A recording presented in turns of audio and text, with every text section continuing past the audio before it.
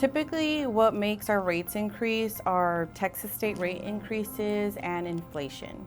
So cost of labor, lumber, materials, things like that, all of that increases, so therefore our insurance rates do increase. However, you can give us a call. We're happy to look at any discounts, maybe telematics, maybe some local alarm discounts that you're missing, good student discounts. So we're always happy to help and review your policy.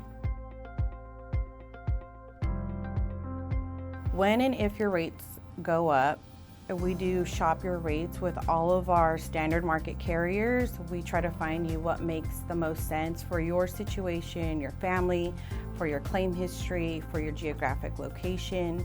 We do work for you. We don't work for the carrier, so we're always going to shop the market and look for the best deal for you.